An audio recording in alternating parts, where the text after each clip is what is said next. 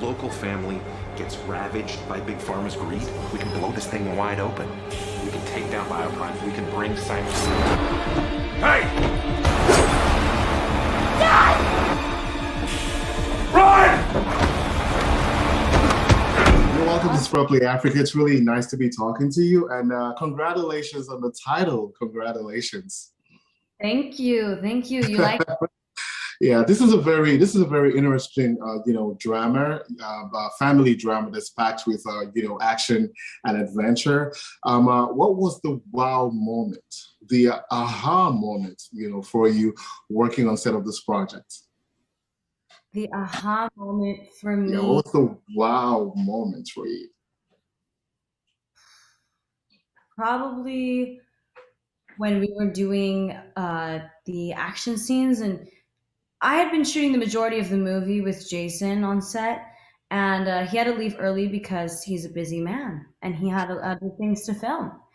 And I was left by myself, and suddenly I felt as though I was carrying this whole action movie on my shoulders. And it certainly felt like that. The way people on set were, going to me for guidance and what do you think? Or, how do you feel about this? I'm 18 at the time, so I'm like, Wow.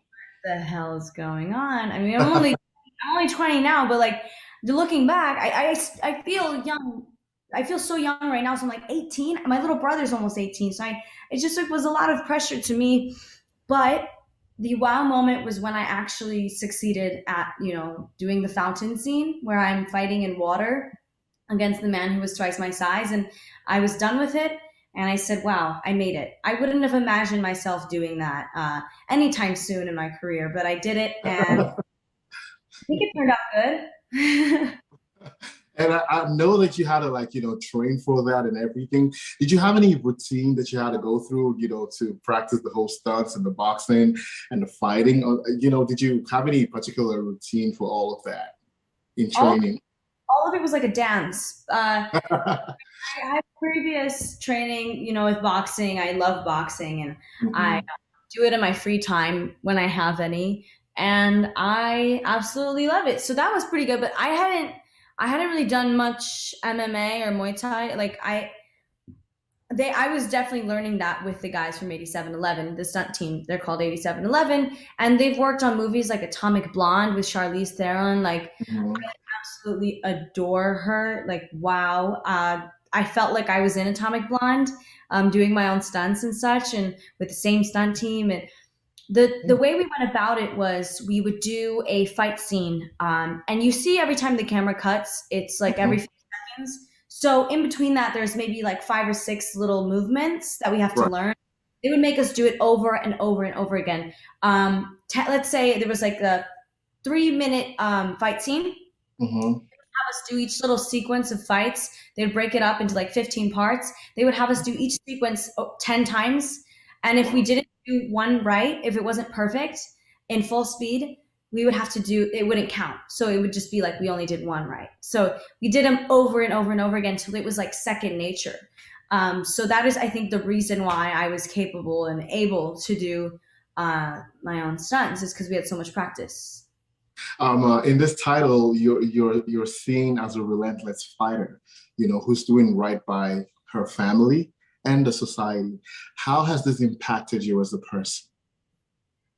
I think it has given me, well, I mean, I feel as though I was struggling with these things prior to, specifically when it comes to the injustices in our healthcare system in the United States.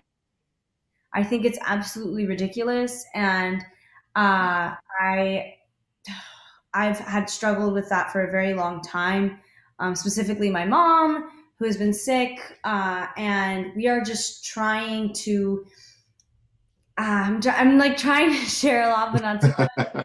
But it really did affect me in a personal way. It to a point where I had to be really careful where I was emotionally while I was filming this, because it would take a toll on me, and it probably would require therapy if I didn't approach it in a careful way. And exactly. we just made sure to have a lot of fun on set. This is really interesting, and the storytelling is really important in the climate of things right now, all over the world, specifically in America. And speaking about Jason Momoa, he's an incredible actor. What was it like working with such an actor of that magnitude in Hollywood? It wasn't anything like you'd expect it to be. Like, oh, he's actually that, but he's so the opposite of what you would expect a Hollywood actor to be like. Like he presents himself in a super low key way. Like he talks to everyone the same. He likes dirty old things. Collects dirty old vintage stuff, like everything. He doesn't want it unless it's been used. So I think that's super cool, and he's super walks the walk, talks the talk. He does it all. When it comes to environmentalism, like he is it, and he really believes in it, and made sure he went out of his way to make sure our set was as environmentally friendly as possible. And like for that reason, I'm super extra inspired by him, because he's just not only a great actor but a good person. Wow, amazing! Finally, do we have more projects coming in from you? Do we have to look out for more from Isabela?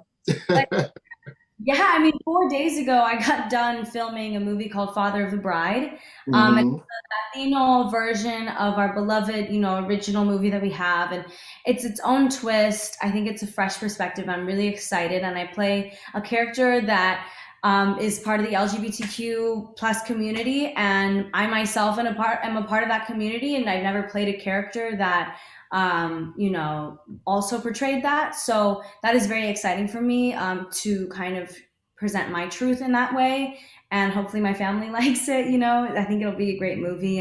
And today I'm actually flying to Rome to film another movie called Rosalind and Juliet. And it's based on a book by a female writer who wrote the Romeo and Juliet story, but from Rosalind's perspective, who is the ex Romeo in the Shakespeare play. Amazing, awesome. Thank you so much, Isabela. Congrats on everything. We cannot wait for the world to see this title globally, and keep going. We're rooting for you. Congratulations once again. Thanks for speaking to me. Bye. Bye. It's such a pleasure. You're so sweet. Thank you very much, Marx.